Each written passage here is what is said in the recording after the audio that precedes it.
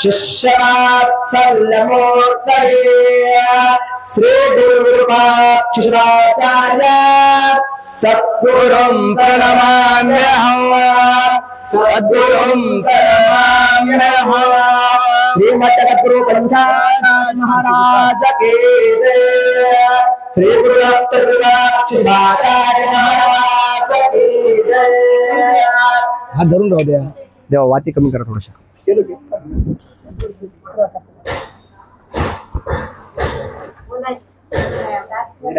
कोणती हा तिथं बहिणी मंडळात तिथं बसा की तिथं आहे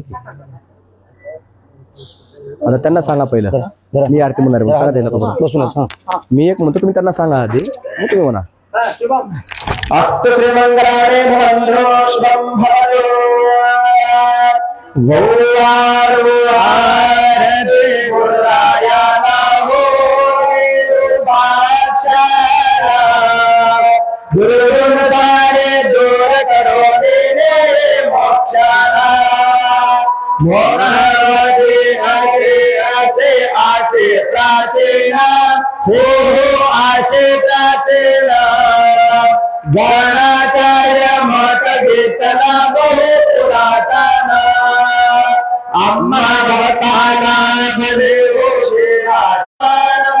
शिवाचार्य सुरुवात केली त्याने उपदेशाने दीक्षेला मानवतेचा शिष्य मंडळी होणे संध्याकाळी समाधी होतो नित्य अभिषेक सत्संगातून सांगे सकळ आशीर्वचन हो आशीर्वचन आपल्या शिष्याला सार्थक करण्या नरदेहाचे धावे शरणा हो धावे शरणा अन्य मार्ग नाही अन्य मार्ग नाहीच माया जन्म मरण सदा मिळावे गुरुराया हो आपले दर्शन हो आपले दर्शन पूर्ण करावे नामाला सत्व परीक्षेला आरती गुरुरायाला हो पाक्षाना गुरुरारे दूर करोने दे मोक्षाला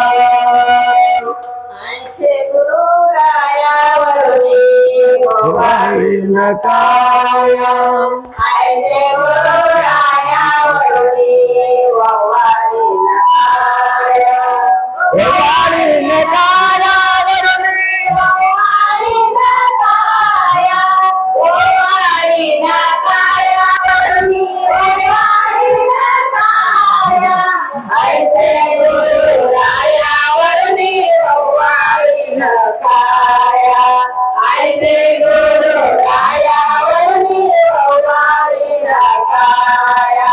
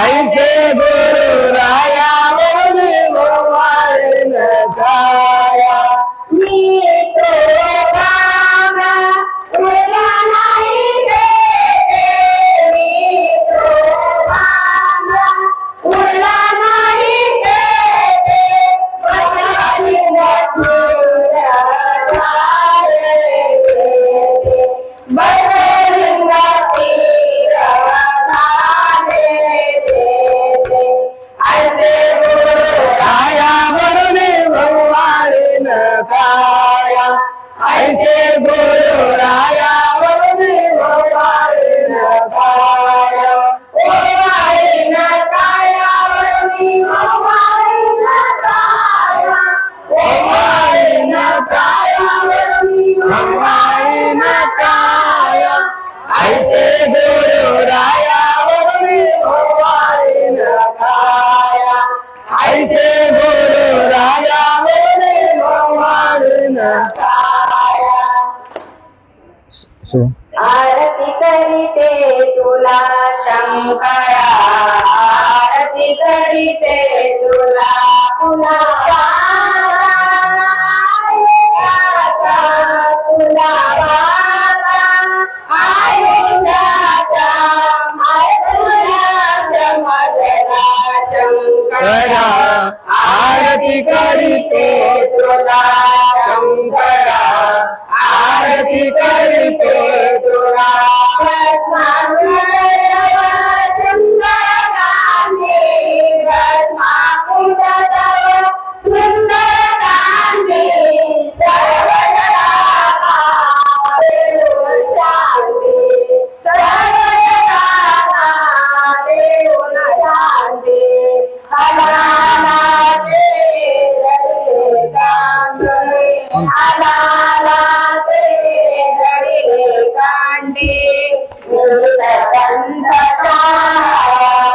शंकरा आरती करीते तुला शंकरा आरती करीते तुला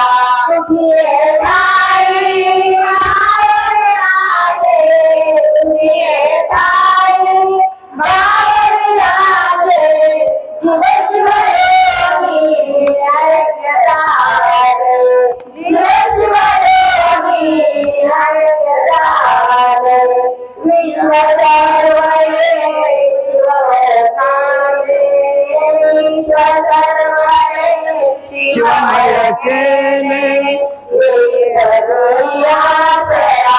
शंकरा आरती करीते तुला शंकरा आरती करीते तुला गुरुला आरती गुरुना आरती नावोनी पंच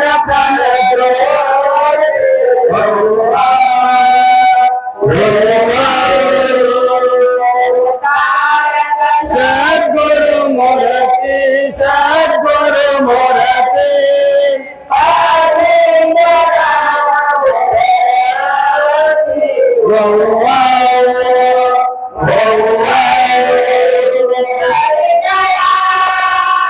हृदय रूपे श्रेष्ठ गुरु राया श्रेष्ठ गुरु राया तेरे मार नहीं आया तव पदे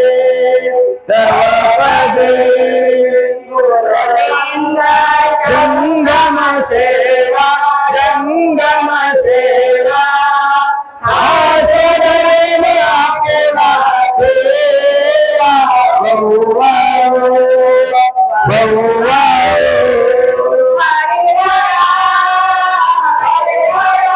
अनिक सुरवरा मारे नसे के पाता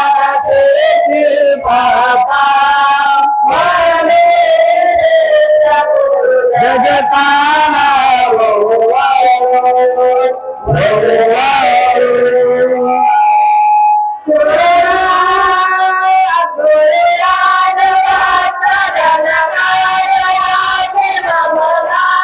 आलो मी शरण आलो शरण विश्वनाथ दीन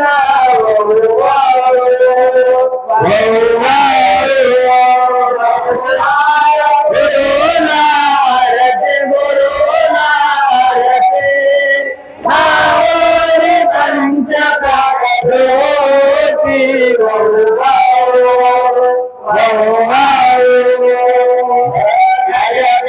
करपुर गवरा तारी जय जय करपुर गवरा जय जय करपुर गवरा तारी जय जय करपुर गवरा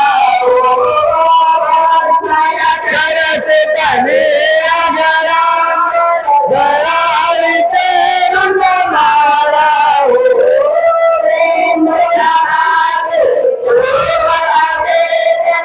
गज जय जय करपुर गवरा तारी जय जय करपुर गवरा जय जय करपुर गवरा तारी जय जय करपुर गवरा महाराज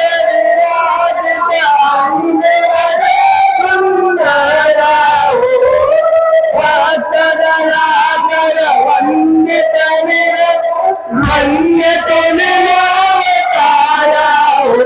जय जय करपुर गवरा तारी जय जय करपुर गवरा जय जय करपुर गवरा तारी जय जय करपुर गवरा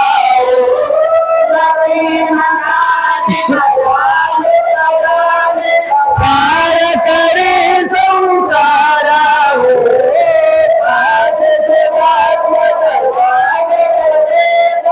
देह चरण मगतारा जय जय करपुर गवरा तारी जय जय करपुर गवरा जय जय करपुर गवरा तारी जय जय करपुर गवरा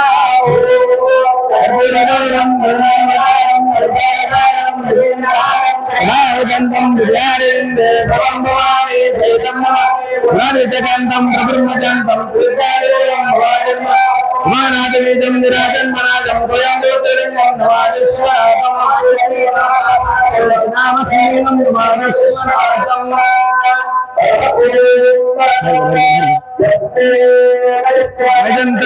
अजंतदेवास्तानि धर्माणि प्रतमान्यास्कन्नः येनाकं महिमानः यत्र यत्र पूर्वे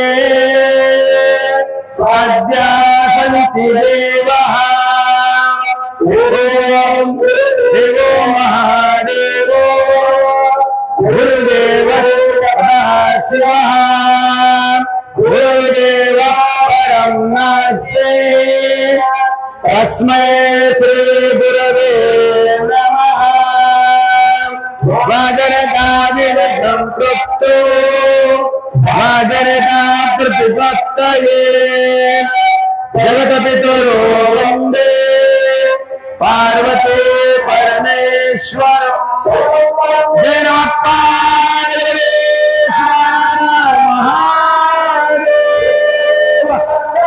जय महाराज की जय मान की जय महाराज की जय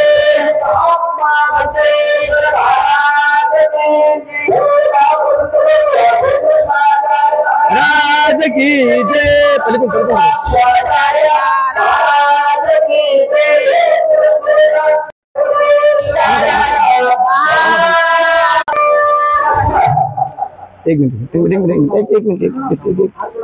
एक मिनट थोड़ा बोला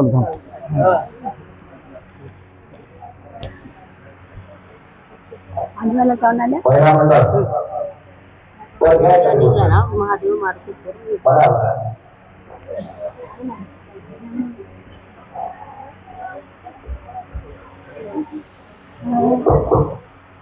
देव काय तुला मागावे देवा काय तुला मागावे सर्व मनाच्या सोडून आशा सर्व मनाच्या सोडून आशा मन चरणी लागावे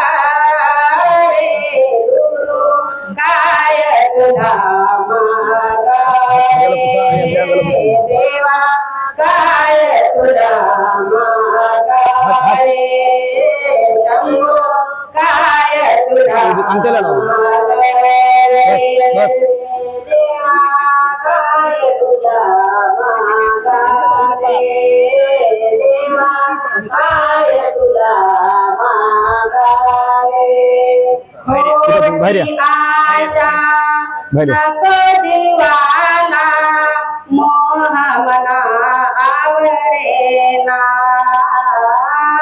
खोटी आशा नको जीवाला मोह मना आवरेना या काळाच्या खाली बसून जा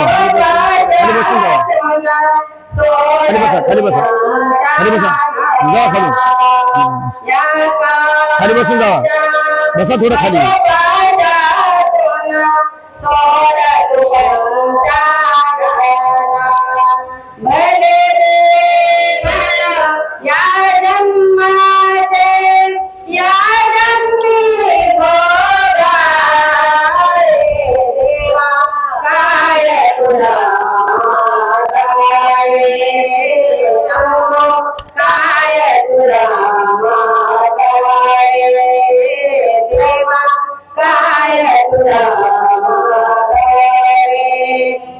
जन्म मिळाला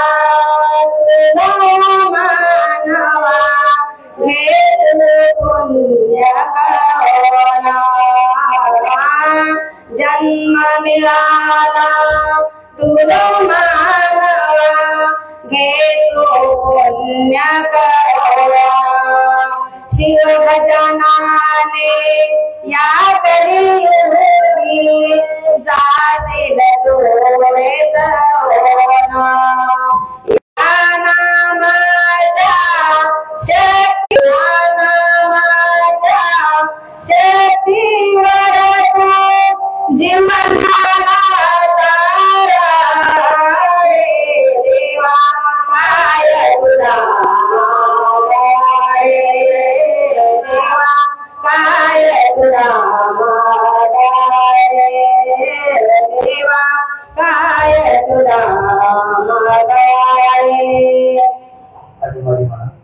मागावे फक्त भो कल्याण महाभाग संप्राप्त महोदय हर हर हे पडते ते बाई बाई बस खाली बस परमहर खाली बस खाली बस हरिहर इकडे इकडे इकडे शिक्षा गुरु कुलगुरु परमगुरु परमाराध्य अष्टावर्ण षटस्तर पंचाचार प्रबोधक पूज्य गुरुमहंत आज आम्हाला तीर्थ प्रसाद देऊन कृतार्थ करावे म्हणून साष्टांग दंडवत करतो. काय पडते दीदी बस बस पडते खाली मार खायचा का मार खायचा मार खायचा का खायचा का हात कापते ते रंजना त्या पुरीचा हात कापले त्याच्यानं ते कोणाची स्वयंपाक करणार काय ते छोटूशी नातवायची छोटू अन्नाची काय म्हणाला अर्धा आहे ते आणि त्याला आरती पाठ नाही सुकांता त्याला आरती विसरून गेले काय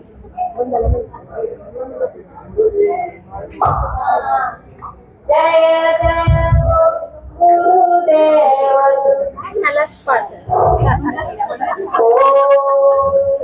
गुरुदेव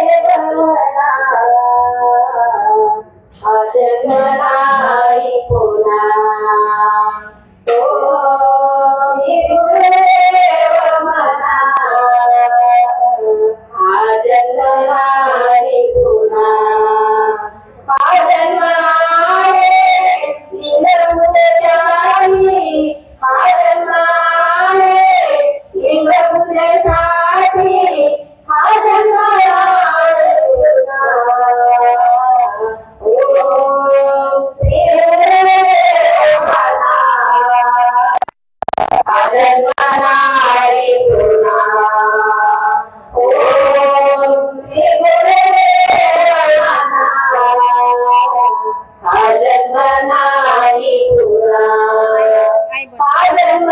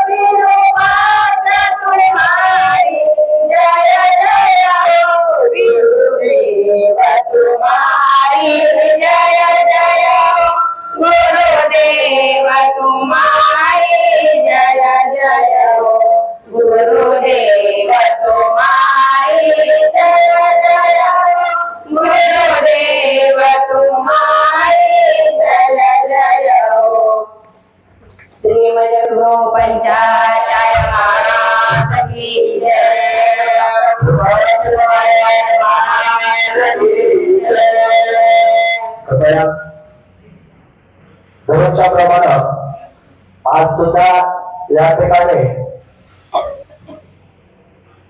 भागवत पाटील कार्लेकर यांचं प्रवचन होणार आहे. त्यानंतर गुरुवाराचा आशीर्वाद होणार आहे. पण सर्वांनी शांत बसून आशीर्वाद करायचा.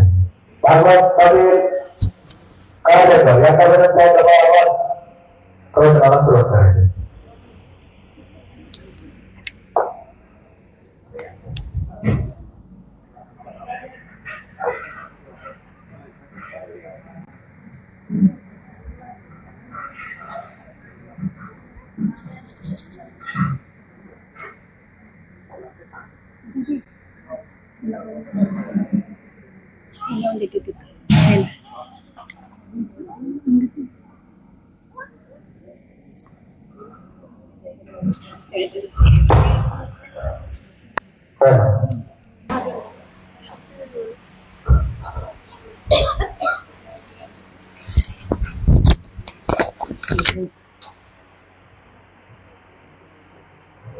हॅलो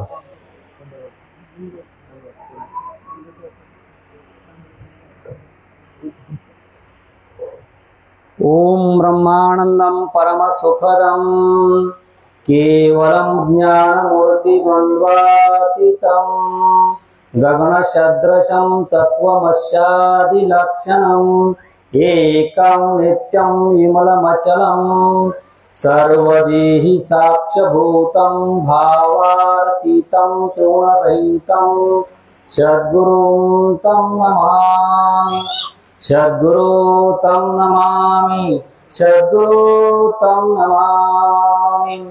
अज्ञानतिमिरान्धस्य ज्ञानाञ्जनशलाकया चक्षुरुन्मीलितं तस्मै श्रीगुरवे नमः तस्मै श्रीगुरवे नमः।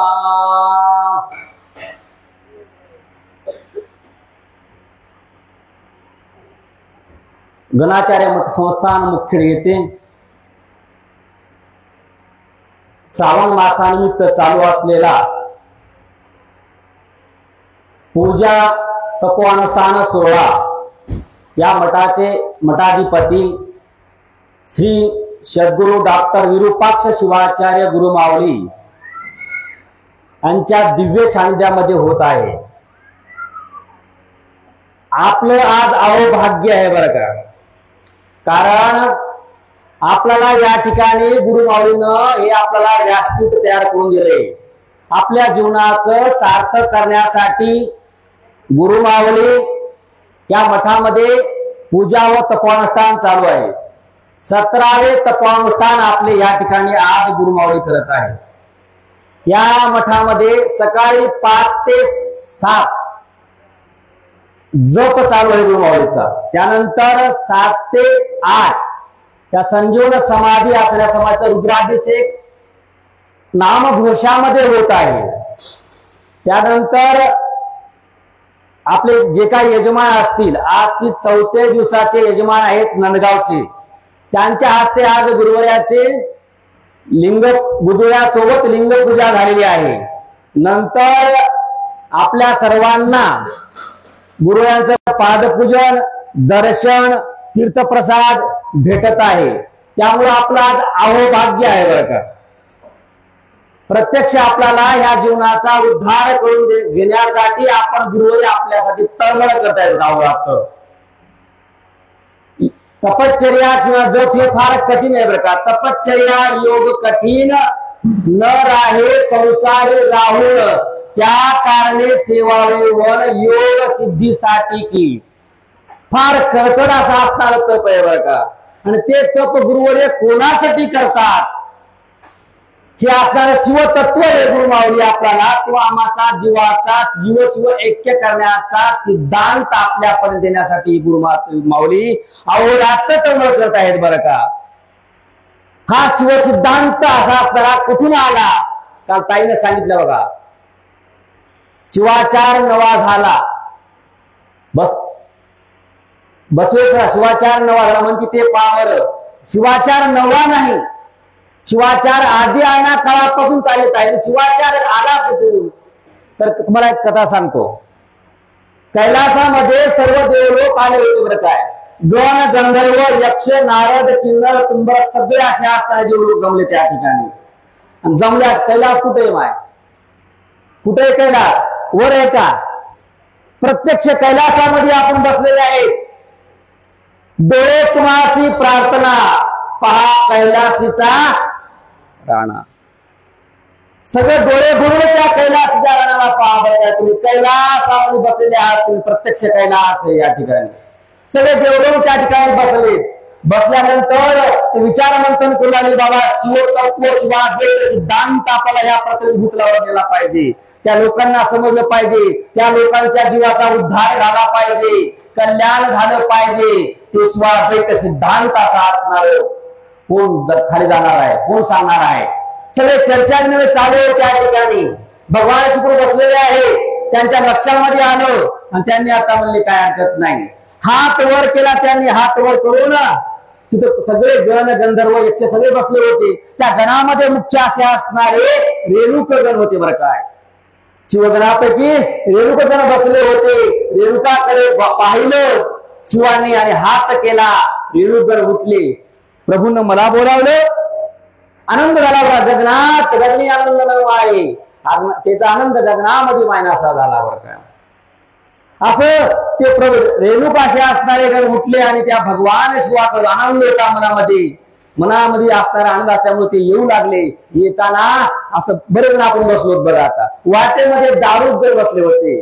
त्या दारुकाला त्यांचा पाय लागला, त्यांना ओलांडून ते येऊ लागले बरं का. ओलांडून येत असताना ओलांडले ते फक्त एवढं पाहिलं, भगवान शिवप्रभूंना पाहिलं बरं का. भगवान शिवप्रभू पाहिले आणि माझा दारूक परम भक्त परम प्रिय आहे, मला आवडता असा असणारा भक्त माझा दारू फक्त निमित्त पाहिजे होतं. निमित्त लागते बरं काय शिवा. त्यांना त्यांच्याकडून हे कार्य करून घ्यायचं आहे. हे कार्य कोण करणार आहे? फक्त रेणुक गणच करतील ह्या त्यांना माहित होतं. फक्त त्याने कार्य म्हणले, बाबा तुम्हाला हे घोर पाप झालं म्हणले. कोणाला म्हणले? दारू. रेणुकाला म्हणले माझा दारूक असा असताना परम भक्त आहे, त्याला ओलांडून तुम्ही आलात. आता तुम्हाला काय करावं लागल? त्या मृत्यू लोकांमध्ये जाऊन तुम्हाला जन्म घ्यावा लागल. त्यावेळेस दारुकाला आश्चर्य वाटलं, दुःख येऊ लागलं. देवा माझा अपराध मी क्षमा करा, मला कृपा करा, तुम्ही भोळा कृपा उदया आहे बरं काय. मला कृपा करा. शरण गेले त्यांनी म्हणले माझा अपराध क्षमा करा आणि मला त्या मृत्यू लोकांमध्ये जन्म घ्यायला पाठवू नका. कारण का जन्मवासाचे दुःख महाभयंकर असं दुःख आहे बरं काय तिथं. आणि त्या आपल्या 9 महिने आपल्या त्या आईच्या उदरामध्ये पता लागते आपल्याला. ते काय सोपं आहे काय भगवंता? ते दुःख नको. आणि तिथले लोक खूप हुशार आहेत बरं काय. फक्त आपल्याला संपत्ती, संतती, भोग आपलं सगळं भेटण्यासाठीच हे लोक तळमळ करतात आणि गुरुमावळीकडे येतात बरं काय. दुसरं कशासाठीच नाही. आपल्याला आठवण गुरुमावळीची केव्हा येते? फक्त आपल्याला संतती पाहिजे असेल, संपत्ती पाहिजे असेल, सुख पाहिजे असेल, आज सगळं काय आपला पाहिण्यासाठी, आपल्या स्वार्थासाठी या संसारामध्ये जे लागते त्यासाठी आपण गुरुमावळीकडे येतो. ठीक आहे, गुरुमावळी देतात, दाता आहे ते हो, पण गुरुमावळीची तळमळ एवढी असते, बाबा याच्यासाठी तू येऊ नको. तू तुझ्या जीवाचं उद्धार कल्याण करून देण्यासाठी मी इथं आलो नाही. तुला संसारात देण्यासाठी मी इथं आलो नाही. संसारात द्यायला तुला भरपूर बसली देवधर्म सगळी तिकडे. तुझ्या जीवाचं कल्याण करण्यासाठी मला शिवाने या ठिकाणी पाठवले. शिवाचे घर आहेत ते. अशा असणारे रेणुकाला त्यांनी त्या ठिकाणी रेणुक आला आणि म्हणला, बाबा देवा मला तुम्ही हे देऊ नका. त्यावेळेस म्हणले, अरे रेणुका तू कशाला काळजी करतोस? नको काळजी करू, मी आहे ना. बघा मी आहे ना. तू प्रत्यक्ष कोल्ली पाक नगरा भितरी सोमेश लिंग प्रत्यक्ष त्या ठिकाणी माझा वास आहे. वास नाही, मी आहे त्या ठिकाणी. तू जा, नको काळजी करू.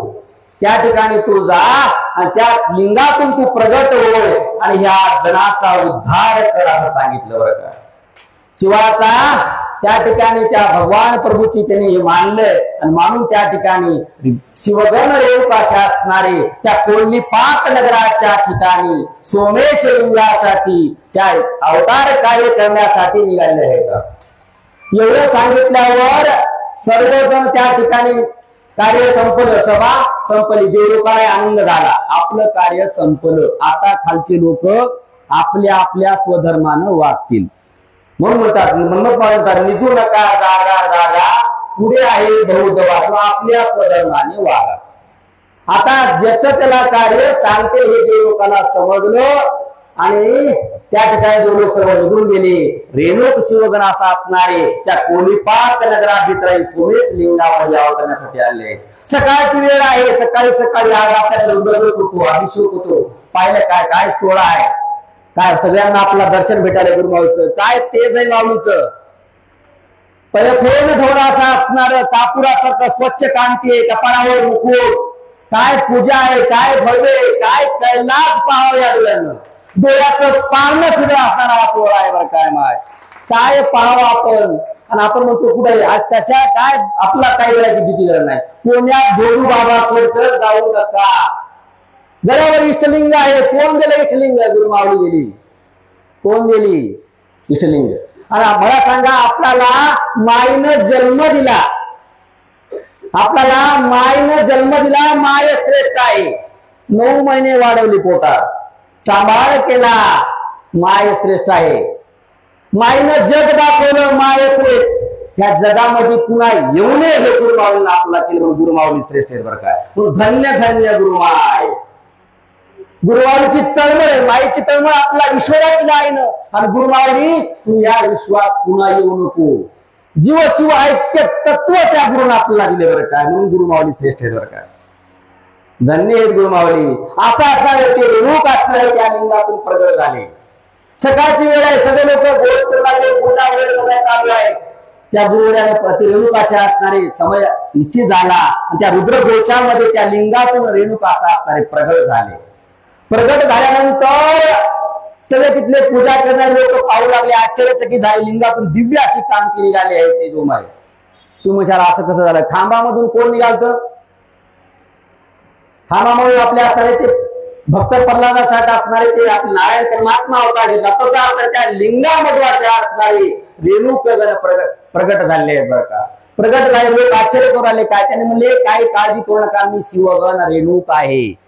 भगवान शिवकृपाच्या आज्ञेनं मी तुम्हाला जन कल्याणासाठी या ठिकाणी अवतार करण्यासाठी आले, तुमचा उद्धार करण्यासाठी मी आलोय म्हणून सांगितल्याबरोबर सगळे असे असणारे त्या लोक समाधान केलं लोकांचं. त्याने विमान मार्गे, आकाश मार्गे, बघा आता विमान आहे त्यावेळेस काय हे सगळा सिद्धांत पहिल्यापासून सगळा सिद्धांत आहे बरं काय. आकाश मार्गे रेणुकगण कुठे चालले होते? त्या मलयगिरी पर्वताकडे, ज्या ठिकाणी अगस्त्य ऋषी ध्यानस्थ बसले होते. त्या अगस्त्य ऋषीकडे चालले. अगस्त्य ऋषीकडे जात असताना आकाश मार्गे जाऊ लागले. जसं ते त्या मलयगिरी पर्वताकडे जाऊ लागले तसतसं त्या मलयगिरी पर्वता सुहास सुगंध असा वृक्ष, वेली, त्या ठिकाणी मैलागर पर्वत, त्या ठिकाणी असणाऱ्या सुगंध अशा असणाऱ्या वनस्पती होत्या बरं का. प्राणी पक्षी सगळं काही आपलं गरुड असेल, सर्प, मोर, हरिण, त्या ठिकाणी सर्व वैर विसरून त्या ठिकाणी एकत्र राहू लागले. सगळ्या पक्षा प्राण्यांना पाणी, झाडांना पाणी असं सुशोभित असं रममाय ठिकाण म्हणजे ते कोणतं मलयगिरी पर्वत होतं. त्या ठिकाणी सेवा करणारे त्या अगस्त्य ऋषी असणारे त्या ठिकाणी ध्यानस्थ बसले होते आणि त्यांची पत्नी असणारी लोपामुद्रा. लोपामुद्रा अशी असणारी पती सुलक्षणी होती काय, रूपवान होती. ती असणारी आपल्या पतीसेवेमध्ये तत्पर होती बरं काय. त्यांच्या सोबत ती कार्य करू लागली आणि तिला पतीला सहकार्य करू लागली. असे ऋषीमुनी असे असणारी जपी तपी होती. अगस्त्य ऋषी काय साधे होते का? समुद्राचं आचमन एका ह्याच्यात घोटात केले होते. ती वातापियन नाही, त्यांनी घेऊन टाकून भस्म केलं होतं, आपल्या पोटात साठवलं होतं. साधी ऋषी होते ती. अशा प्रकारे अगस्त्य ऋषींकडे असणारे ते दारुकगण चाललेले आहेत. दारुकगण त्या ठिकाणी गेल्यानंतर जवळ आल्याबरोबर अगस्त्य मुनी त्या चंदनाच्या झाडाखाली बसले होते. असे शिवगण त्या समोर होते.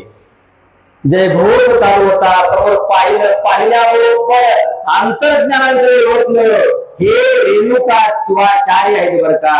आणि त्यांनी शिवानं पाठवलेले दूत आहेत. आता माझं जीवाचं कल्याण होण्याची वेळ आली हे अगस्तीला समजलं. ताबडतोब त्या आसनावर उठले आणि समोर धावून गेले. साष्टांग दंडवत केला बरं का गुरुवारांना. साष्टांग दंडवत टाकला आणि आदरपूर्वक आणून त्या सिंहासनावर, उच्च सिंहासनावर त्यांना बसवलं. त्यांची पत्नी असणारी हातामध्ये कलश घेऊन पूजनासाठी येऊन दोन्ही दाम्पत्य असं असणारे अगस्त्य ऋषी आणि लोपामुद्रा दोघांनी गुरुवर्यांचं पूजन केलं. यथा सांग विधूपूर्वक असं असणाऱ्या गुरुवर्याचं पूजन केलं आणि गुरुवर्याला म्हणले, गुरुवर्या धन्य आज दिन भला, आम्हा थोर लाभ झाला. माझं आज भाग्य उदय आले बरं काय. संत पाऊले देखले, तुमचे पाऊले माझ्या दारामध्ये आले, माझं भाग्य आहे बरं का. अशा प्रकारे अगस्तीनं म्हणल्याबरोबर भाव बघितला, प्रसन्नता वाटली रेणुकांना. म्हणजे रेणुका कसं काय, सगळं व्यवस्थित आहे का, तुझं कसं चाललंय, सगळं बरोबर आहे काय. काय विचारता प्रभू, तुमची कृपा असल्याय मला काय उघड पडणार आहे. गुरुची कृपा सर्वात महत्वाची आहे बरं का. काल सांगितले बघा, शिवाचा जर भगवंताचा कोण्या देवाचा कोप झाला तर आपल्याला ते कोप असणारा नाहीसा होतो. कशामुळं? गुरुच्या कृपा आशीर्वादामुळं. पण गुरुचा जर आपल्यावर अवकृपा झाली तर आपल्याला प्रत्यक्ष देवही जरी आला तरी आपल्याला कोणीच ह्या अवकृपेतून दूर करणार नाही. म्हणून गुरु श्रेष्ठ आहे बरं का. एवढं गुरुचं श्रेष्ठत्व आहे. गुरु कसे येतात? गुरु आपल्याला ह्या सागरातून पार करून गुरु समान करतात. तरी आपणा समान असो अशा प्रकारे गुरुवर त्यांनी स्तुती करून आनंद करायचा. कसं आहे म्हणजे तुमचा आशीर्वाद असल्यापारी मला सगळं सुगले, पण तुम्ही माझ्याकडे आहात म्हणजे आता मला माझ्याकडे तुमच्याकडे असणारं ज्ञान मला सांगा. भक्तरूपी मी प्रार्थना करतो माझ्या देहाचा उद्धार होईल, पण त्या निमित्तानं ते शिवतत्व असा असणार, शिवाद्वैत सिद्धांत असा असणारा तो सर्व मानव जातीला कळणार, समजणार आणि त्यांच्या जीवाचं कल्याण होणार.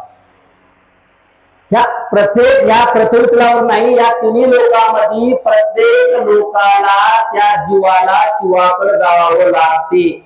ब्रह्मा विष्णू रुद्र सर्व त्या लिंगाचं पूजन करतात. लिंग पूजन सर्वासी ब्रह्मा विष्णू त्या रुद्रासी, रुद्र बी आले लिंग पूजन. लिंग मध्ये जगत सर्वम ऐसे सांगती शिवागम.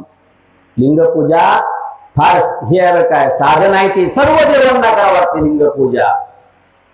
असा असणारा त्यांना शिवाद्वैत सिद्धांत सांगण्यासाठी गुरुने मला म्हणले तुमचे शिवतत्व मला सांगा, आणि त्यांनी शिवतत्व सांगण्यास सुरुवात केली. ते शिवतत्व असं असणार या पृथ्वी तलावर 5 पंचाचार्याच्या मार्फत आपल्याला या पृथ्वी तलावर आलं, आणि 5 पंचाचार्य असे असणारे त्यांचे पीठ जे आहेत त्या पीठापर्यंत मठापर्यंत शिवासदेत सिद्धांत आला, आणि तेच गुरुवर आपले शिवाचार्य असं असणारे अमृत उपदेशातून आपल्याला आपला लिंग पूजेचं महत्व, षटस्थल, पंचाचार आपल्याला असणार सगळं माहिती, अष्टावरण हे सगळं आपल्याला सांगतात. तळमळ हेच गुरुवर्याचे असते बरं का.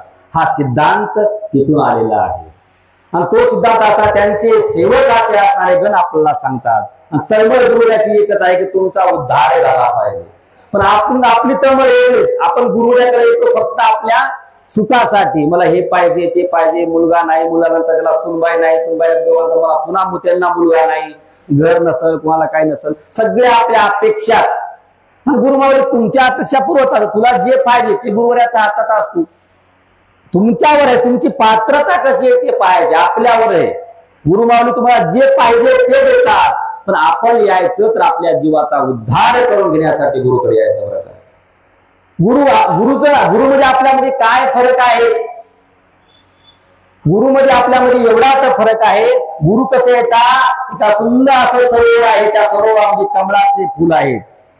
कमळाच्या त्या सरोवरामध्ये संसार रूपी भवसागराच्या सरोवरामध्ये आपण सगळे आहोत. गुरु बी आहेत आपल्याकडे, आहेत की नाही? आपल्यासोबत गुरु बी आहेत. पण ते गुरु कसे सांगाल तुम्हाला, आपण कोण आहात? त्या सरोवरामध्ये कमळाचे फुल आहेत, आणि कमळाचं ते पान असणार, ते सरोवरातलं पाणी, ते कमळाचं पान तिळभरही पाणी आपल्या याच्यावर राहू देत नाही. पाण्याला या भवसागर रूपी दलदलाला त्या अजिबात जवळ राहून सुद्धा स्पर्श करत नाहीत. मायेची पर राहतात. दयेचे आगर कृपेचे सागर. संत कसे आहेत बा? दयेचे आगर कृपेच्या मायेच्या पलीकडे आहेत, आणि आपण मायेमध्ये दूर पडून गेलो. म्हणून आपली तळमळ फक्त गुरुला आहे बरं का. आपण कसे आहोत? त्याच कमळाच्या ठिकाणी एक चिखलामध्ये दलदल, त्या चिखलामध्ये बेंडकी असते, आणि त्या बेंडकीला त्या कमळाचा फुलाचा स्वाद काय घेणार आहे? तिला काय समजणार आहे? ती बेंडकी म्हणते माझा हे संसार आहे.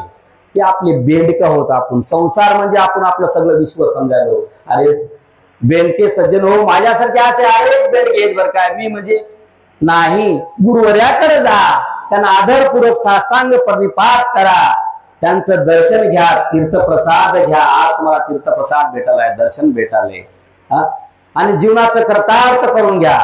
गुरुपाद तीर्थाची थोरी काशी न पावे बरोबरी, मा इतराची काय थोरी पाद तीर्था पुढे वर्णावया. काशीला जरी गेल्या ह्या भूतलावर काशी क्षेत्र असं एकच तीर्थक्षेत्र आहे की सर्वात तीर्थाचं सार आहे बरं काय ते. आणि तिथं एक आव्हान सांगितलंय, काशीला गेलं तर काय होते? तिथं जाऊन मरावं लागतंय, आणि गेलं तर मुक्ती मिळते. कोण मरणार आहे? पण इथं कसं आहे? गुरु तीर्थाचा आपण गुरुचं तीर्थ घेतल्याबरोबर आपल्याला मुक्ती आहे बरं काय. मुक्ती म्हणजे काय? चारी मुक्ती, सलोकिता, समीपता, स्वरूपता, सायुजता. पण त्याच्याही पलीकडे परमरस्यामध्ये एक मुक्ती सांगितली, पाचवी मुक्ती सांगितली का परमरस्यामध्ये? परमरस वाचत चला.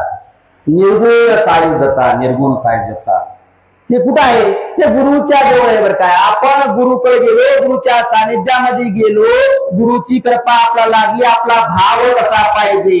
प्रेमाचा अंकित पार्वतीचा पती, न सोडी संगती प्रेमळाची, तुमचा भाव पाहिजे. असे शुद्ध भाव ज्याचा, देव अंकित तयाचा, गुरुला वश्य करून घ्यायला पाहिजे. काय सांगितलं बघा, गुरुचे पाय, गुरुनं आपल्याला हात धरला पाहिजे, घट्ट धरला पाहिजे. आपण गुरुचा हात धरायचा नाही. आपण कवा सोडून दिशाला आपला काय भरोसा नाही. गुरुवऱ्यानं धरला पाहिजे आपला. गुरु आपले भाव ओळखले पाहिजे, असा आपला भाव पाहिजे. म्हणून आपल्या जीवनाचं कृतार्थ करून घेण्यासाठी आपल्याला गुरुची सेवा करावी लागते. म्हणून या ठिकाणी तुम्हाला संधी आहे, या तुम्ही कोणी धनवान असाल तर तुमच्या मधला दासोह व्रती, महात्मा बसवरांनी सांगितलं बरं का, गुरुने चालत आपण चक्र. दासोह म्हणजे काय? दासोह म्हणजे आपण केलेल्या कमाईतला थोडासा हिस्सा हे भगवंताच्या जनाच्या कल्याणासाठी देवावं लागतंय. समाज कार्यासाठी देवाला, गुरूंना हे अर्पण करायचं. हिरीमधून एखादी मोठी विहीर आहे, आड आहे, नाला, तळ, घागर काही असो, वाटीभर, चमचाभर त्या विहिरीमधून पाणी काढू आपण, काय कमी होतंय का? अजिबात कमी होणार नाही. माय त्यासाठी आपला थोडासा हिस्सा गुरुदेवाकडे आपण धर्मानं सेवा करायची. कोणी तणानं करायची, ते काम करायचं. कोण टाकलं चटया? कोण हे सगळं करायले? सगळं पैशावर झाले काय? नाही. या सेवा करा, भजन, कीर्तन, प्रवचन, श्रवण, मनन सगळं काय देण्यासाठी व्यासपीठ तुम्हाला गुरुमानं खुलून दिले. या सगळे आनंद घ्या. पण ते सोडून आपण सगळे असे असणारे या षडविकारामध्ये आपण हे केलं बरं का, षडविकारामध्ये आपण असणारे या ठिकाणी गुरफटलेले आहोत का? ते षडविकार कोणते कोणते आहेत सांगतो तुम्हाला. परमरस्यामध्ये षडरिपू वेगळे, काम, क्रोध, मद, मत्सर, दंभ, अहंकार हे वेगळे षडरिपू. षडविकार परमरस्यामध्ये 10व्या अध्यायामध्ये सांगितले बरं काय. जायते, स्थिती, विवर्धते, विपरिणमते, अपक्षीयते, मृत्यू. 6 विकार सांगितले. आपण या 6 विकार आपल्याला संपून टाकून द्यावे. आपण या 6 विकारामध्ये संपून चाललो. जायते म्हणजे जन्मलो, हा मोठा विकार आहे. मी मानव जेव्हा जन्मलो आपल्याला. अरे वेड्या, आत्म्याला जन्म मरण नाही बरं काय. आत्मा हा जन्म मरणाच्या विरहित आहे. जन्म मरणाच्या विरहित असा असणारा आत्मा आहे. आत्म्याला जन्म मरण नाही. आणि उगाच आपला विकार की मी जन्मलो. स्थिती हा दुसरा विकार. स्थिती म्हणजे मी एक आहे, माझ्यामुळे सगळं व्हायला. मी आला इथं पोथी करला, वाचन करला, सांगायला, सुपाट खेळायला मी आव. मी नाहीतर काय होते, तू जाय ना मग बघ काय आहे. असं मी एक आहे म्हणजे मी आहे म्हणजे हे स्थिती आहे बरं काय. अरे तू कुठं आहेस? आत्म्याला आहे नाही काही नाही.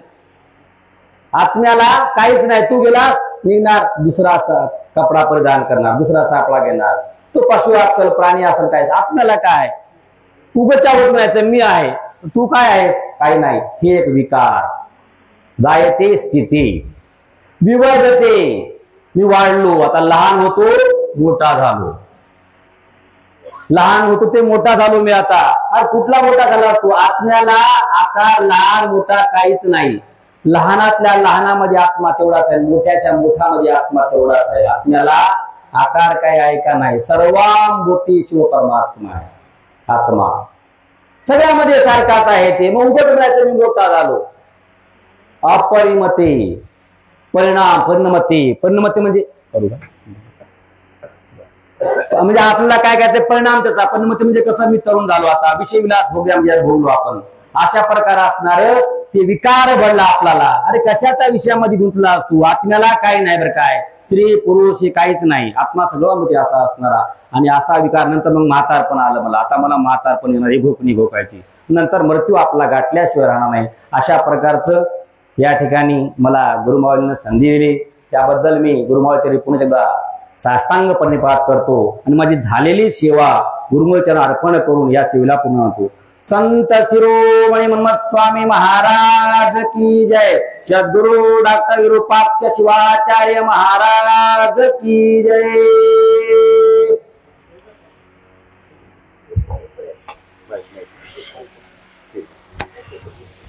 बसवेश्वर गुरुकुल आहे या नगराच्या आता प्रवचन करायचा दुसरा आपण करायचा.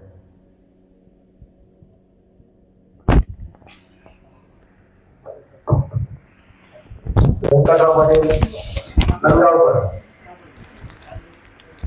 या नगराच्या आपण अल्पशा शब्दामध्ये आपलं प्रवचन करून तेव्हा संपन्न करायचं.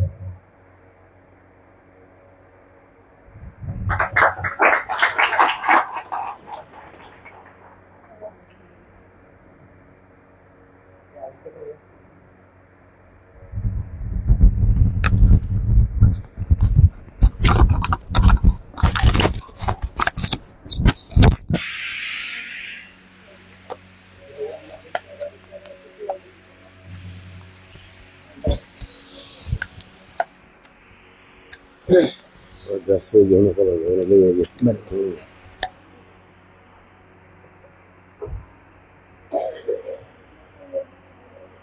ब्रह्मानंदं परमसुखदं केवलं ज्ञानमूर्ति द्वन्द्वातीतं गगनसदृशं तत्त्वमस्यादिलक्षणम् एकं नित्यनिर्मलमचलं सर्वदी साक्षिभूतं भावातीतं तिरुनरहितं सद्गुरु तन्नमामि. संवये नमः. पार्वतीपते शिव हर हर महादेव. सच्चिदानंद सद्गुरुनाथ महाराज की जय.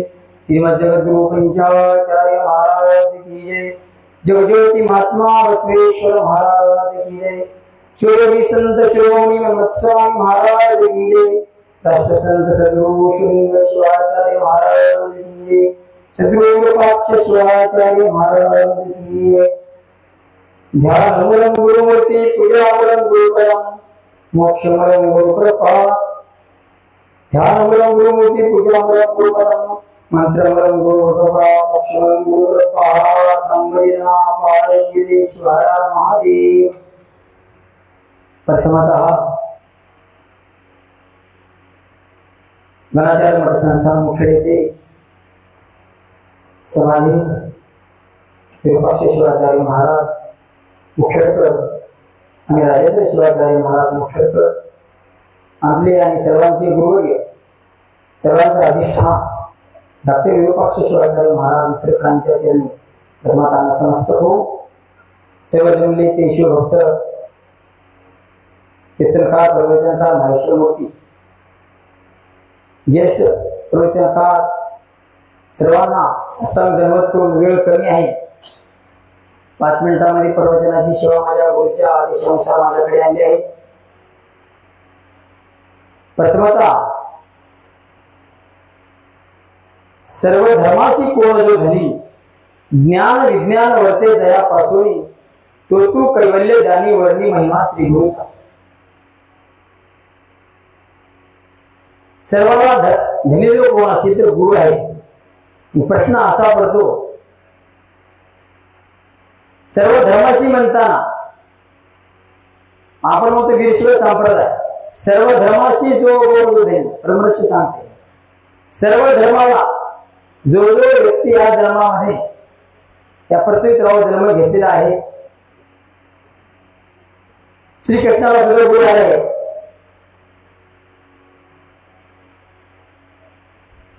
महाराजांनी आपल्या विरूपाक्ष महाराजांना गुरु आहेत. आपण विवाह सोहळा बघितला महाराजांचा थोडा मोठा उत्साह. प्रश्न असा पडतो गुरु देवाचा आहे देव कळे येता अनुभव. महाराजाकडे आपल्याच्या आल्याच्या नंतर आपल्या जीवनाचा उद्धार कसा होतो. जातीचा वेळ न घेता सर्वसामान्य आपल्या दररोजच्या पदावलीमध्ये म्हणतो आपण गुरु ध्याई गुरु पडते साग नाही. गुरुसेवेचा संकल्प तेची माझे पूर्ण तप. गुरु चरणाची रज होई तेची तीर्थाची अंघोळी. केले सद्गुरूची भजन येथे माझे अनुष्ठान. लिंगेश्वर सांगे वर्मा गुरु तोची परब्रह्म. आहे का भजनी मंडळ आपण म्हणतो ना, मग यातून काय मिळवायचं? गुरुसारखी आपल्याला उपासना होते का? गुरु द्याई गुरु प्रत्येक सार नाही म्हणजे गुरुचा आपल्याला ध्यास लागला पाहिजे.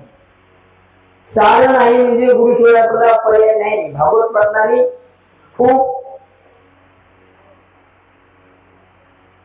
मोठ्या भाषेमध्ये संस्कृतमध्ये प्रवचन केले. माझ्याकडे थोडासा वेळ आहे, गुरुंचा आदेश समोरल्या अडचणी पूर्ण पाहावा, म्हणून मी तुम्हाला अगोदरच वैवेदी महर्षी म्हटलं आहे, सर्व धर्माशी पूर्ण धनी ज्ञान विज्ञान वर्ते जयापासून तो कैवल्य दानी वर्णी महिमा श्रीचा सर्वांनी या गुरुकडे आल्याच्या नंतर जीवनाचा अवतार होत नाही.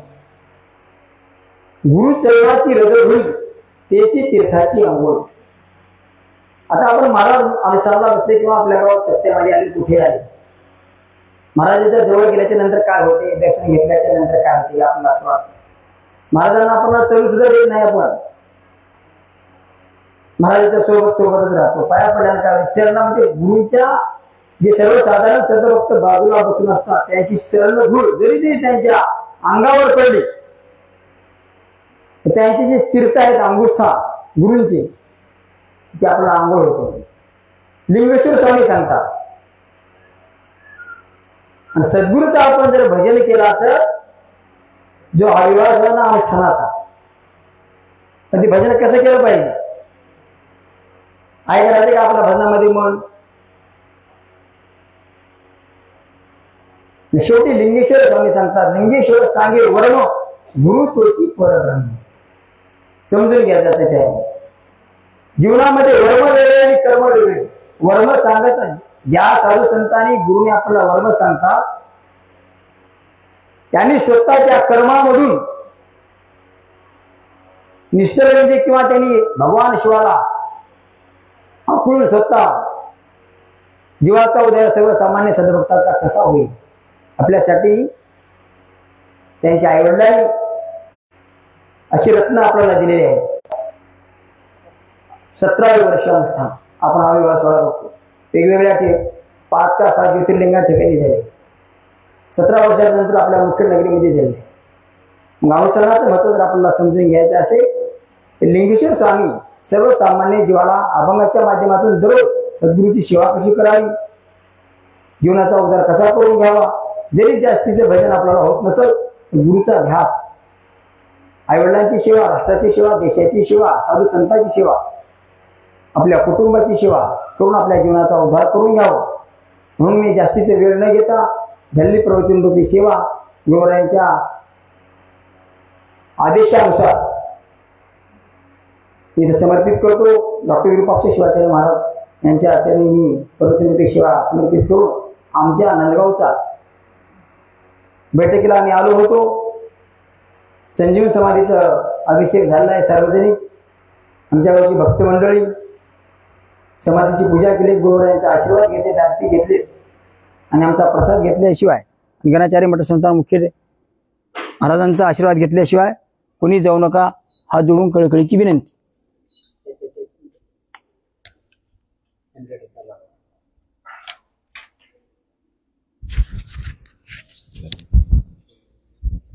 सत्कार हार घे ना, शाल घे नाही.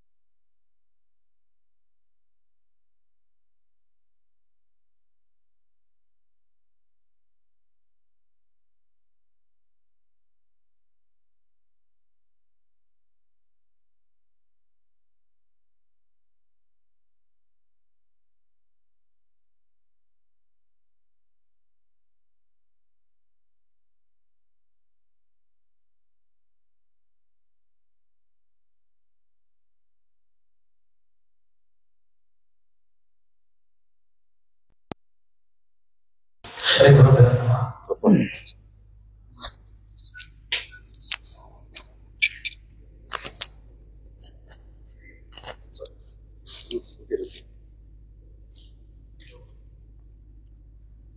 यामाहो सर्व लोकांना प्रकृतीं शास्त्र पारगः तां धर्मचरण शुंभ प्रणमामि परम शिव। प्रप्रथमः आराध्य सद्गुरूंना स्मरण करून वीरशैव मगधादे जयगुरुरेणुकादि पंचाचार्य बसवादी प्रमाणगण मन्मथादे शिवसुंदरनांदे स्मरण करत श्रीमठाचे मूळ कर्तृ संजीवनी समाजते की साष्टांग परिपात करून परमपवित्र असे श्रावण मासानिमित्त चालू असलेले पूजा तपोनुष्ठान आजचा हा 4थ्या दिवसामध्ये उपस्थित हो।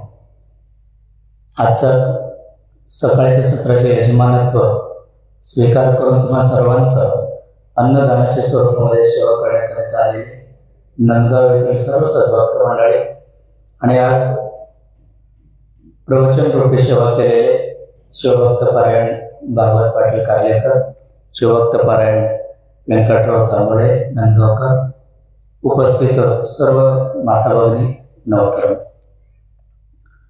श्रीमठामध्ये चालणारा हा पूजा तपोनुष्ठानचा आजचा हा 4था दिवस। 4 दिवस झाला श्रावण महिना सुरुवात झाला। 4थ्या दिवसाच्या सत्रामध्ये पहिला दिवस, दुसरा, तिसरा दिवसापेक्षा या दिवस मात्र सर्व गोष्टीतून इथं वाढ पाहायला भेटू लागलेली आहे। दिवसेंदिवस वाढच होत चाललेली आहे। मग प्रवचन देखील जास्त झाला पाहिजे। दोघांचेही थोडा थोडा म्हणून कोण तास झालं, त्यांच्यापेक्षा महाराजांची जास्त झालाच पाहिजे। मग ते काही विचार करून जास्त काही बोलणार नाही, कारण तुम्हा सगळ्यांना तीर्थप्रसाद आणि महाप्रसाद सर्वांना घ्यायचा आहे। कारण हे श्रावण महिन्याचे काय महत्व आहे। श्रावण म्हटलं तर प्रत्येकाने सुद्धा महादेवाचा आठवण येतो। फक्त श्रावण महिना म्हणजे महादेव, दुसरं काहीच आठवण नाही। परंतु या भारतीय संस्कृतीमध्ये या जून जुलैचा महिना तो म्हणजे श्रावण महिन्यातलं ग्रीष्म ऋतू असं म्हटलं जातं। म्हणजे वैज्ञानिक दृष्टीतून या निसर्गामध्येही देखील भगवंताने कुठल्या महिन्यामध्ये कुठली देवाची उपासना केला पाहिजे हे निसर्गाची जोड घालून, निसर्गाची सांगड घालून आपलं पूर्वजांनी प्रत्येक महिना सुरुवात करून दिलेली आहे। म्हणून श्रावण महिना पावसाळ्यातच येतो। विशेष म्हणून श्रावण महिना उन्हाळ्यात कधी तर पाहिलं का तुम्ही? उन्हाळ्यात येत नाही। श्रावण महिना पावसाळ्यातच येतो, कारण आपलं महादेवाला काय आवडतो? जास्त जल आवडतो, म्हणजे पाणी आवडतो। कारण महादेवाला एवढं पाणी आवडायला कारण काय आहे, तर तो या जगाचा तारणारा आहे आणि जल म्हणजे जीवन आहे। जगामध्ये माणूस कितीही उपास राहू शकतो, परंतु पाण्याशिवाय राहता येणार नाही। म्हणून प्रत्येक चराचर वस्तूमध्ये देव आहे असं आपल्याला सांगत असताना त्याला प्रमाण द्यायचं म्हटलं तर कुठलंही जीव तुम्ही पहा, प्रत्येक जीव अणुरेणूमध्ये सुद्धा तुम्ही केलं तर त्याला काही ना तर काही जलाचे अंश लागल्याशिवाय ते जीव जगणारा नाही। म्हणून अणुपेक्षा अणु राहणारा जे काही देव आहे तो महान आहे, आपल्या दृष्टीने दिसणारा नाही। तसेही सूक्ष्म जीवासाठी देखील त्याला काही ना तर काही लागतो, तो देणारा तो भगवंत आहे। म्हणून श्रावण महिना काय आहे, तर ते श्रवणा नक्षत्रावर हे महिना सुरुवात होतो, म्हणून त्याला श्रावण म्हटलं गेलं। म्हणजे 27 नक्षत्रापैकी ह्या महिना मात्र श्रवणा नक्षत्रातून सुरुवात होतो। म्हणून ह्या श्रावण महिन्यामध्ये मात्र प्रत्येक जण महादेवाचा खूप अंतःकरणातून भक्ती करतो। म्हणून या श्रावण महिन्यामध्ये फक्त भक्ती केले तर जमणार नाही, श्रावण महिन्यामध्ये जास्त श्रवण केला पाहिजे। श्रावण महिना किती ऐकतो तेवढं चांगला हो। म्हणून शास्त्रामध्ये नवविध भक्तीचंही सुद्धा सांगितलेलं आहे, त्याच्यामध्ये श्रवण भक्ती देखील एक आहे। म्हणून श्रवण, मनन, कीर्तन, निधिध्यासन, स्मरण, पाद्यसेवन अशी नवविध भक्तीपैकी एक महत्वाचा आहे, तो म्हणजे श्रवण आहे। म्हणून तुम्ही सगळेजण जास्त जास्त ऐकलं पाहिजे. जास्त ऐकतो का आपण? जास्त ऐकतो का? नाही, जास्त बोलतो म्हणा. जास्त ऐकणारा नाही, परंतु जास्त बोलणारे आम्ही आहोत. म्हणूनच देवाने बघा एक तोंड दोन कान दिलेली आहे. कारण का? तर कमी बोलावं, जास्त ऐकावं म्हणून. पण आपले जीवन सगळं उलट आहे. कमी ऐकतो, जास्त बोलतो. मग कधी कधी देवाने दोन तोंड दिलं असले तर कसं झालं असतं? कान एक दिलं असले तर बरं वाटलं असतं ना. कमी ऐका म्हटलं, मग कमी एकच कान बरं वाटत होतं. परंतु देवाने मात्र पूर्णपणे तयार करून दिलेले आहे. तर त्याला दोन कान म्हणजे भरपूर ऐकला पाहिजे, एकच तोंड म्हणजे कमी कमी बोलला पाहिजे. म्हणून श्रावण महिन्यामध्ये देखील अनेक उपासनामध्ये एक मौन अनुष्ठान सुद्धा येत आहे. आज आपल्याकडं गेल्या 8-9 वर्षापासून महावीर अण्णा शिवपूजे मौन अनुष्ठान करते. तुम्ही पाहिले असेल अनेक ठिकाणी, मी कुठेही असेल या भागामध्ये जवळ असते. या वर्षी मुख्यालयी मठामध्ये मौन अनुष्ठान आहे. 21 दिवस बोलणारच नाही. कारण किती आपण मौन असतो तेवढं आतून जे काही ऊर्जा मिळतो तो तोंडातून सांगता येणार नाही, ते अनुभव घ्यावा लागतो. म्हणून मौन जे काही आहे ते फार महत्वाचं आहे. म्हणून ह्या श्रावण महिन्यामध्ये गप असून जास्त ऐकला पाहिजे. तर काय होतो? तर आपल्याला जीवनाचे महत्व कळतं. मग प्रत्येकाचे जीवन फार महत्वाचं आहे. कारण भगवंतांनी हा देह कशासाठी दिलेला आहे? तर या जन्मात आलं तर परत भगवंताकडे जाण्याकरिता मानवी जन्म फार भगवंतांनी विचारपूर्वक आम्हाला तुम्हाला सर्वांना दिलेला आहे. इतर प्राण्या पक्ष्यामध्ये एवढं बुद्धी नाही. इतर प्राण्या पक्ष्यामध्ये या प्रकारचे जीवन नाही. कारण सगळं पेक्षी आगळा वेगळा राहणारा हा मनुष्य प्राणी आहे. इतर प्राणी वेगळा असेल, परंतु मनुष्य प्राणी फार वेगळा आहे. मग या मनुष्य जन्मात आल्यानंतर ह्या मानवाला कसं वागलं पाहिजे, कसं जगलं पाहिजे हे सांगण्यासाठीच एवढं सर्व खटाटोप आहे. कारण इतर प्राण्याला पक्ष्याला सांगता येते का? आम्हाला गाढवाला कोणतर म्हटले का असं तू वाग? सांगता येत नाही. एखादा पक्ष्याला सांगितलंय का तू असं कर? कोणी सांगणार नाही. म्हणून कुठलंही प्राणी स्वतःचे धर्म सोडणारा नाही. परंतु माणूस मात्र असा आहे, तो स्वधर्म सोडतो. म्हणून त्याला आम्हाला वारंवार सांगावं लागतो, बाबा रे तू मनुष्य आहेस, तू मनुष्य आहेस, माणसाच्या जन्मात आलेले असतो तर माणसासारखं वाग असं म्हणावं लागतं. आम्ही म्हणतो ना, अरे थोडे माणुसकी आहे का? मी सहज म्हणतो ना बोलता बोलता, अरे माणुसकी आहे का? थोडस माणसासारखं वाग ना. का तू ढोरासारखं वागतस? आपण तोंडात येतो का? सहज मी म्हणतो तू काय दुसऱ्यासारखं वागतस. परंतु हे जे काय येतो कारण या मानव विसरणारा आहे. म्हणून या मानवाला वारंवार आठवण करून द्यायचं आहे.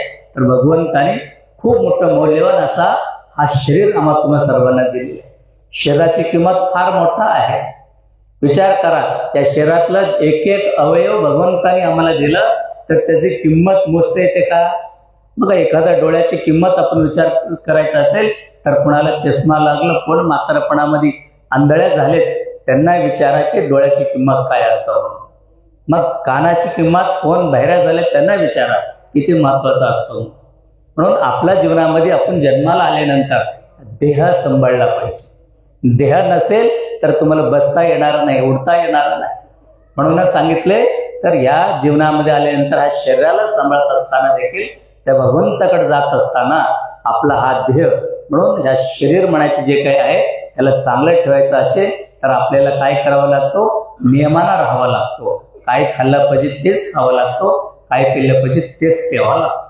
मग अवांतर काही पिल्लं शरीर तुमचा राहणारा नाही. म्हणूनच आपली या मानवी जन्माचं जे काही सार्थक आहे, शरीर शुद्ध ठेवण्यासाठी आपल्याला काय करावं लागतं? आचारात राहावा लागतो, विचारात राहावा लागतो. ते करण्याकरिता, ते सांगण्याकरिता आपल्याला या पूजा तपोनुष्ठानाच्या माध्यमातून एक प्रवचनमाला गेल्या 2 दिवसापासून सुरुवात झालं. त्याच्यामध्ये अनेक लोकांनी आपले विचार त्यांनी सांगू लागलेले आहेत. परंतु हे सगळे सांगत असताना देखील प्रत्येकांना वाटतो आम्हाला एवढं सर्व आम्ही पूजापाठ केलं तर आम्हाला आशीर्वाद भेटलाच पाहिजे. प्रत्येकांना वाटतो ना, मी आज आलो तर मला काहीतरी भेटलं पाहिजे. प्रत्येकांची अपेक्षा आहे काहीतरी भेटलं पाहिजे. म्हणजे नेमकं काय भेटलं पाहिजे तुम्हाला? तर तुम्ही यह जन्माचं न मागता म्हणजे परलोक, म्हणजे ह्या मृत्यू लोकाच्या पलीकडे गेल्यानंतर आपण कसं वागलं पाहिजे ते मागणे प्रत्येकजण केला पाहिजे. परंतु आम्ही मात्र यह लोक म्हणजे मृत्यू लोकांचीच मागणी करतो. कोणतरी विचार केला का पुढचा जन्मात मी काय व्हावं, कसं व्हावं, अशी कुणीही मागणी करणार नाही. म्हणून या सर्व गोष्टी सांगत असताना एक छोटंसं दृष्टांत सांगितले तर नक्की तुमच्या लक्षात येईल. एका गावामध्ये खूप मोठं गाव होतं. त्या गावामध्ये सर्वांनी खूप आनंदानं राहत होते. खूप व्यवस्थितपणे कुणालाही कुठल्याही गोष्टीची कमतरता नव्हता. असे सगळेजण खूप गुणागोविंदानं जगत असताना त्या गावामध्ये एक संन्यासी महाराज गावामध्ये प्रवेश केले. गावामध्ये महाराज आले. सगळ्यांनी महाराजांना एवढा एक महात्म्य आपल्या गावात आले म्हणून सर्वांनी महाराजांना यथाशक्ती त्यांची पूजा पाठ, त्यांचे स्वागत, खूप काही आनंदानं सर्व काही महाराजांचं स्वागत सत्कार झाला. त्यांची राहायची व्यवस्था झाला. 2-3 दिवस सर्व काही आनंदानं महाराजांची सेवा सर्वांनी केली.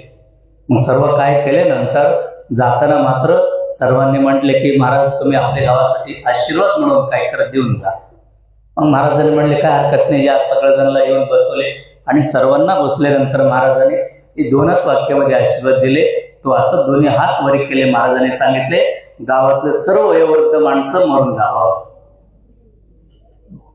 महाराजांनी असे आशीर्वाद दिले गावातल्या राहणारे सर्व वयोवृद्ध माणसं मरून जावं. पुढे येणारे जे काही पिढी आहे ते त्यांची नातू नातवंडे बघून तरी सुद्धा मरावं. आशीर्वाद दिले आणि महाराज निघाले. गावात लोकांना फार वाईट वाटू लागलं. आम्ही एवढा 2-3 दिवस सेवा केलं, महाराजांना आशीर्वाद तर काय द्यावं. आपले सर्व वडीलधारी माणसाला मरा म्हणून सांगितले आणि आपली पुढच्याही पिढीला सुद्धा काय म्हटले तेही मरा म्हणून सांगितले. मग अशी कुठं तर आशीर्वाद असते का. मग एवढा बोलले, महाराज निघाले. गावामध्ये सुरू झालं. मग एखादा महाराजांनी बोललेल्या शब्दाचं अर्थाचा अनर्थ करून गेला काही वेळ लागत नाही. आपली लोक सांगायचे अर्थ काय असेल तर अनर्थ लवकर करून घेतात म्हणून त्याला अपार्थ म्हणतो आपण. लगेच आम्ही फार चुकीने महाराज काहीतरी बोलले हो, हे बोलले नको होता, काहीतरी बोलून गेले, काहीतरी बोलून गेले. परंतु त्याचा मागे खूप मोठा उद्देश होता. मग गावात सगळेजण एकत्रित आले. आम्ही एवढं काय केलं, महाराजांना अशी काय आशीर्वाद द्यायचा असते का. सर्वांनी निघाले. महाराजांनी आम्ही जॉब विचारू असं काय करणार आहे, अशी पद्धती आहे का. सर्व गावातल्या लोकांनी सर्व एकत्रितून महाराजांची मागे निघायची तयारी ठेवली. तितक्यात गावातला एक वयोवृद्ध माणसा होता. त्यांना म्हटले की पुढं कुठं जाऊ नका, या इकडं. सगळ्यांनीही जमा केला आणि सांगितलं महाराजांनी फार छान आशीर्वाद आमच्या गावासाठी दिलेले आहे. त्यांनी म्हणलं असं कसं, लोकांनी मरावं असं सांगितलेले आहे.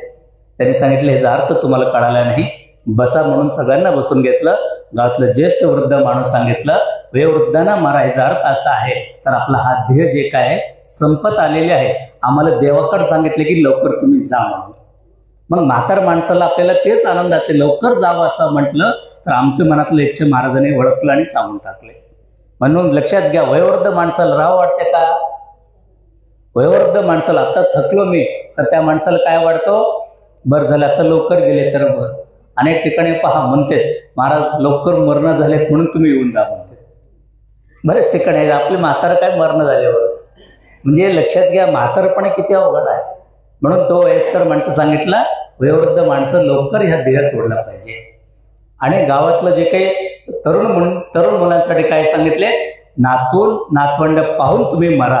म्हणजे आयुष्यातलं जे काही तरुण मंडळी आहे ते दीर्घ आयुष्यानं जगलं पाहिजे अशी महाराजांनी आशीर्वाद दिलेली आहे. म्हणजे दीर्घ आयुष्य व्हावं असं महाराजांनी आशीर्वाद दिला. कारण काय तर तुम्ही नातू पाहिल्यानंतर, बघा तरुण मुलगा आहे, नवीन लग्न झाले किंवा 1-2 लेकरं झाले, त्या मुलांना असा आशीर्वाद दिला तर तू नातू पाहिल्यानंतर मर. म्हणजे तू म्हातारपणापर्यंत म्हणजे दीर्घ आयुष्य तू जगला पाहिजे अशी महाराजांनी आशीर्वाद दिलेला आहे. मग असं सगळ्यांना आनंद वाटतो का नाही, अर्थ कळाला, बरं वाटलं. मग गावातले लोक सगळ्यांनी महाराजांचं धन्य म्हटलं आणि सांगितलं खरंच महाराजांनी दिला आशीर्वाद आपल्यासाठी फार काही छान झालेले आहेत. म्हणून परत सर्वांनी महाराजांचं प्रति धन्यवाद व्यक्त केले. सांगायचं तात्पर्य एवढंच आहे तर आशीर्वाद घेत असतानाही सुद्धा काही शब्द असेल तर त्याचा सकारात्मक आपण घेतलं तर तो आपल्यासाठी चांगला होतो. म्हणून तुम्हीही जीवनामध्ये जे काही करत असताना आशीर्वाद घ्यायच असेल तर दिलेला आशीर्वाद तो आपल्यासाठी मान्य म्हणून आशीर्वाद स्वीकार केलं तर खऱ्या अर्थानं जीवन धन्य झाल्याशिवाय राहणार नाही.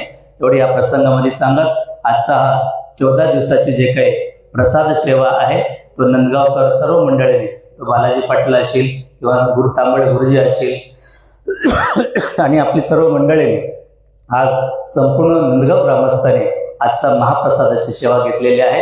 तर उपस्थित तुम्हा सर्वांना आणि आजचा प्रसाद नंदगावकर मंडळींना भगवंताची कृपा आशीर्वाद सांगतो आणि परत एकदा तुम्हा सर्वांना सूचना आहे।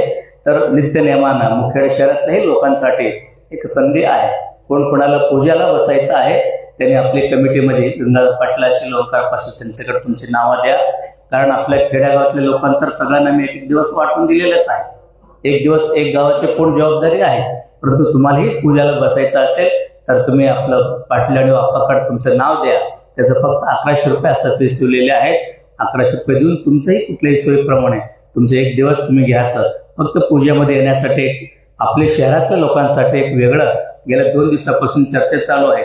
शहरातल्या लोकांसाठी काय आहे, आम्हालाही बसता येते का, आम्हालाही पूजेला बसता येते का। मग शहरातल्या लोकांसाठी त्यांच्यासोबत तुम्हालाही सुद्धा बाहेरून एक 5 जोडपे असेल तर शहरातल्या 1, 2, 4 जोडप्यासाठी सुद्धा आज या ठिकाणी संधी दिलेली आहे। जे कोणाची बसायची इच्छा असेल तर त्यांनी नाव नोंदवावं आणि त्याचबरोबर 25 तारखेला कालही सांगितलं दीक्षा वा गुरु अनुग्रहाचा कार्यक्रम आहे। तुमच्या मुलांना घरामध्ये मुलगा असेल तर त्याला 8 वर्ष झाले असेल तर त्याला दीक्षा घेता येतो। तशी मुला मुलींसाठी 25 म्हणजे अनुष्ठान समाप्तीच्या दिवशी 25 ऑगस्टला दीक्षा कार्यक्रम आहे, ते दीक्षा कार्यक्रम सुद्धा सहभागी व्हावा एवढ्या प्रसंगामध्ये सांगत आजचा हा विशेष म्हणून श्रीमठातून चालणारा दासोह आहे। नित्य अन्नदानाचा एक नवीन कार्यक्रम सुरुवात झाले। वर्षाचे 12 महिना 365 दिवस मठामध्ये नित्य अन्नदान होणार आहे। त्याच्यामध्ये सुद्धा भाग घेणार असेल तर 5100 रुपये देऊन एकदा तुम्ही दिलं तर आयुष्यभर कसं आपलं मठातलं अखंड रुद्राभिषेक सोहळा चालतो त्याप्रमाणे नित्य अन्नदान देखील या मठामध्ये चालणार आहे। त्याच्यामध्ये नोंद घेणार आहे 5100 आपले शिवानंद बंडे आपली तिथं स्टॉल लावलेले आहेत त्यांच्याकडे तुम्ही नाव नोंदवावा, म्हणजे जेणेकरून मठामध्ये चालणाऱ्या सर्व कार्यक्रमामध्ये शहर असेल सर्व सद्भक्त मंडळी एकत्रित जमा होऊन या मठाचा वैभव वाढण्याकरिता सर्वांनी ह्या निमित्त सर्वांनी तन्मन धनातून सेवा करावी अशा प्रसंगामध्ये सांगत परत एकदा तुम्हा सर्वांचा अभिष्ट चिंतन व्यक्त करून वाणीला विराम देतो। शिवम भयत सांब जय नम पार्वतीपते शिव हर हर। सगळेजण दोन्ही हात वरे करू। भारत माता की, भारत माता की, वंदे वंदे, हर हर हर हर। शिवाचार्य महाराज की जय।